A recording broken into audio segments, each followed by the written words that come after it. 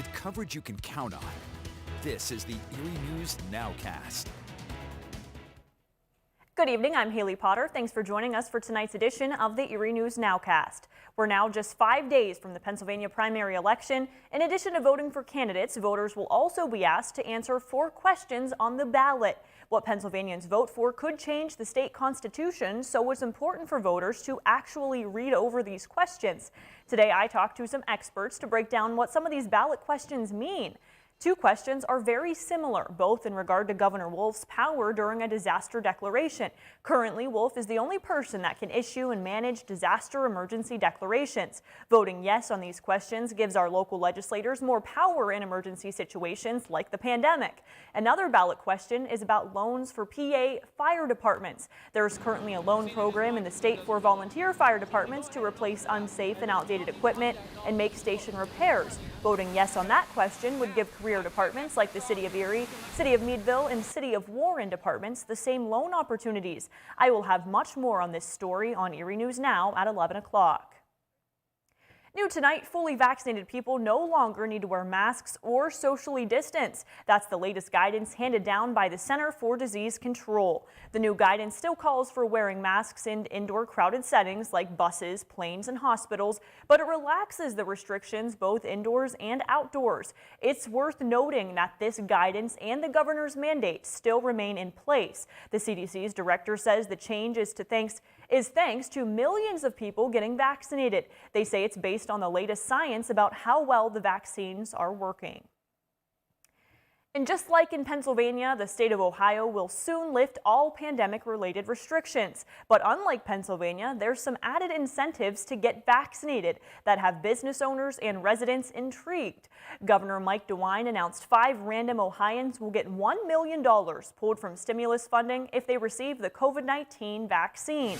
We stopped at State Street Diner in Conneaut, Ohio today to talk with customers and owner Mark Mirando. Mirando said he was elated to hear the news that finally his place could once again be full of customers after a year and a half with virtually no business. The diner has actually started to pick up business, he says, as people started getting vaccinated, and Mirando expects that in Conneaut, every restaurant will start to see a quick rebound in sales. Now the owners admit that nothing will be perfect. Mirando has some fears of what could happen by that time, a resurgence in cases, and most concerning to him, the potential for inflation of U.S. currency that could drive people away from eating out. When you're cranking out tens of trillions of dollars, that's and there's nothing backing it. So I'm a little concerned about that. That's my only concern. But do I think everything's going to open up? Oh yeah, I think people are ready. Meantime, more than 133,000 people in our region have already been vaccinated against COVID-19. That translates out to be about 42% of adults. Warren County saw some improvements over the last day, with more than 31% of its population now officially vaccinated. State officials said today that more than 46% of adults have been fully vaccinated. For the latest COVID-19 facts and figures, you can check out our website, erienewsnow.com. And if you're still looking to get a vaccine and you're a baseball fan, a local hospital could have just the opportunity you've been waiting for. UPMC Hammett says it will administer COVID-19 vaccines at tomorrow's SeaWolves game. Hammett is partnering with the SeaWolves to give vaccines prior to the game. Ticket holders 12 and up can receive a Pfizer vaccine and a voucher good for a Smith's hot dog, chips, and a drink. Vaccines will be administered inside the front gate with no appointment necessary. Hammett says it will be on hand between 4:30 and 6:30, and the first pitch is at 6:05. And while many gas pumps are empty, gas prices are topping $3. But we've been seeing that for a while here in Pennsylvania. But just in the last week, prices at the pump have jumped 8 cents a gallon after the Colonial Pipeline shutdown cut off critical supply line in the U.S. petroleum industry. The national average price for a gallon of gas now sits at nearly $3.03.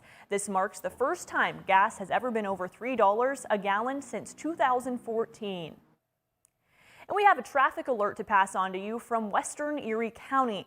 PennDOT says a portion of Interstate 90 eastbound will be closed for bridge repairs. Crews will be making repairs to the bridge after an overheight vehicle struck it earlier this year. Traffic will be detoured at exit 9 and back onto the interstate at the ramp. PennDOT says it expects the detour to be in place through Saturday afternoon. Officials in Chautauqua County, New York have lifted a boil water advisory for Mayville. The health department had a conservative order in effect for a week and a boil water advisory in place since Tuesday. Health officials say water samples show the water is now safe to drink and use for all other purposes. The orders were issued so authorities could install a permanent water pump in a new well.